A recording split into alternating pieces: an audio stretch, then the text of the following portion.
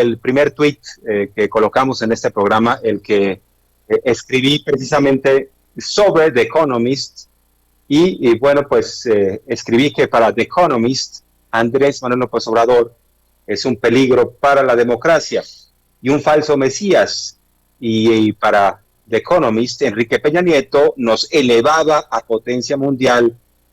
Y bueno, pues concluyo diciendo, ay, ajá, sí, cómo no.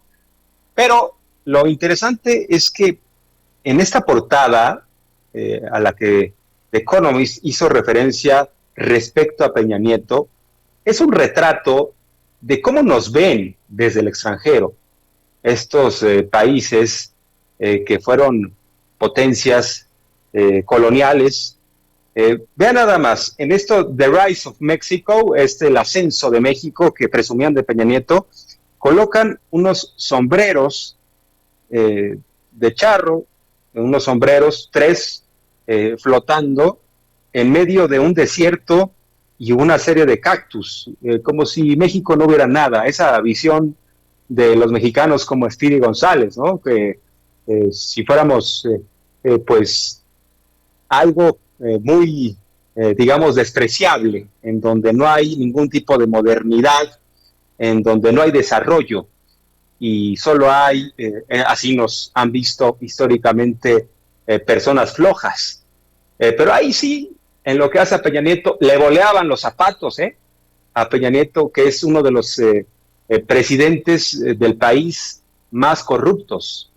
Es alguien que ha dejado un legado increíble en materia de corrupción. Todavía no acabamos de encontrar toda la corrupción como si fuéramos arqueólogos.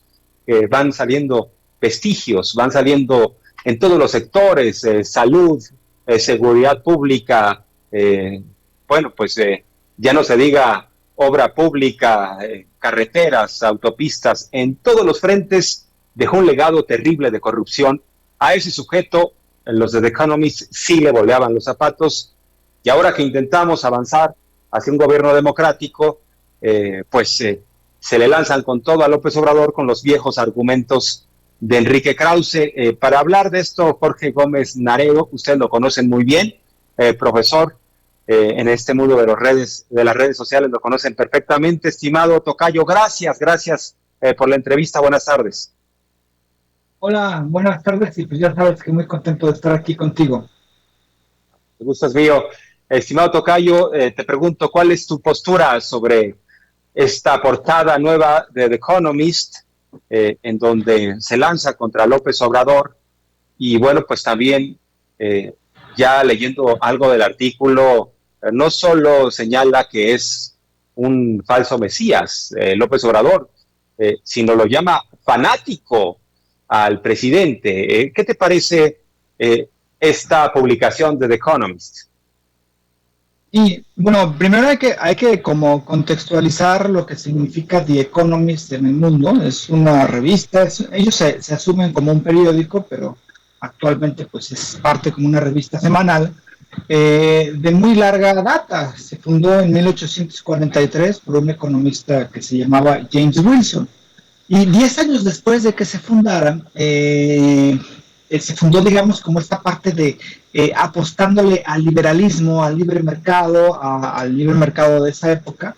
Y 10 años después, en su libro sobre Luis Bonaparte, el 18 Brumario, Karl Marx menciona que en realidad The Economist es el vocero o el órgano de la aristocracia financiera europea. Entonces esto prácticamente no ha cambiado. Este medio de comunicación sigue siendo el vocero de los grandes empresarios globales, que por un lado muchos de ellos son especuladores, y por otro lado pues ellos han intentado por todos los medios posibles pues beneficiarse de los países y de las riquezas naturales de muchísimos países. Entonces, cuando The Economist golpea a un país, a un personaje, a una corriente política, pues entonces sabemos que quien está golpeando esa corriente política son estos grandes intereses. lo mismo ha sucedido, o sea, no solamente han golpeado a Andrés Manuel, en 2008 hicieron una portada, una revista donde mencionaban Cristina Fernández en la tierra de la fantasía y mencionaban que iba a llevar a Argentina hacia el caos económico y a la protesta social, ¿no? Y entonces es parte de estas estrategias que hacen estas grandes revistas que pues representan intereses económicos muy claros. Ahora con el caso de Andrés Manuel López Obrador, el momento en que sale la portada y el artículo, que el artículo en realidad tampoco es que tenga mucho que decir, más bien repite los argumentos como bien lo mencionabas, pues de Enrique Krause, parece ser que lo hizo él o que quien lo hizo fue asesorado por él, porque una cosa también que se me pasaba muy interesante de The Economist es que no menciona jamás a quien escribe los artículos. Es una política, parecería que el periódico no lo hace nadie nunca, hay los créditos y los iban haciendo así más de 100 años. Entonces, cuando esta revista golpea a Andrés Manuel, lo hace en un momento muy preciso, lo hace prácticamente a una semana y cachito del proceso electoral, es decir, juega a realizarlo. Lo hace con un discurso que es el discurso de la oposición. Andrés Manuel es un Mesías, Andrés Manuel está en contra de la democracia, Andrés Manuel es un autoritario, y lo hace después o días después de que se anunciara la compra de una refinería en Estados Unidos por parte del gobierno mexicano. Entonces, no es extraño, es en realidad muy, muy, muy claro la intención de este artículo y podemos decir que es un artículo con tintes electorales que está jugando por intereses, claro, globales, pero que también está acoplado a estos intereses muy locales, en donde pues la intención es que Andrés Manuel no tenga el control de la Cámara de Diputados y no pueda continuar con este proceso de rescate de la soberanía energética que estamos viviendo en estos momentos. Así es. Bueno, pues esta revista dice ser liberal en materia económica, dice estar ajena a intereses políticos, pero ahí está claramente la agenda, tratando de incidir en el proceso electoral y en el resultado de las elecciones en México. Difícilmente tendrá un efecto real. No sé si ustedes de acuerdo, no va a haber un efecto en cambio de tendencias en las votaciones por este artículo. Simplemente va a reavivar un debate, un viejo debate en nuestro país. Yo también sostengo que Enrique Krause debía reclamarles y irles a cobrar derechos de autor a los de The Economist, porque usan prácticamente sus mismos conceptos y palabras. Pero bueno, ahí está la intención claramente de The Economist de incidir, o sea, todavía viéndonos como si se tratara de países a colonizar, ¿no? Como si ellos con un artículo ya pudieran cambiar el sentido de una votación. Con este menosprecio nos siguen viendo, ¿no? Muchos actores políticos, económicos de otras partes del mundo. Está como para recordar las lecciones de Eduardo Galeano en sus venas abiertas de América Latina, de cómo estas potencias nos han visto siempre con ánimos no de un asunto de solidaridad y prosperidad común, sino más bien de a ver qué pueden sacar, en dónde pueden ellos obtener negocios. Y por eso también sostengo, no sé si estés de acuerdo, en que no es extraño que The Economist tenga esta postura.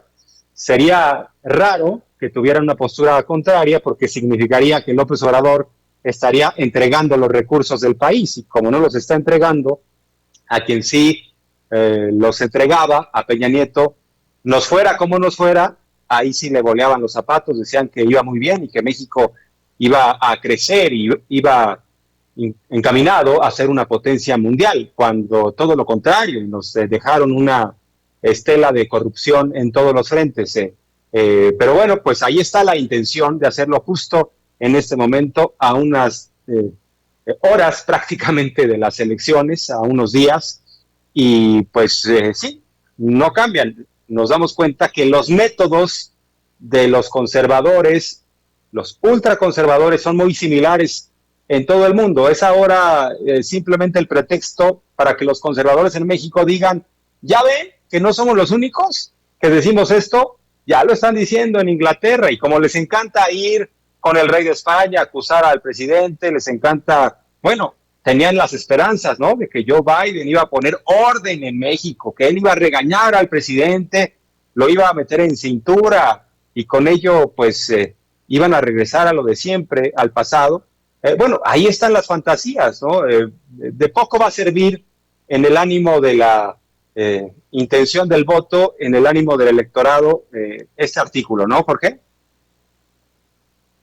Sí, me parece que en realidad puede ser hasta contraproducente en cuestión del efecto en el proceso electoral.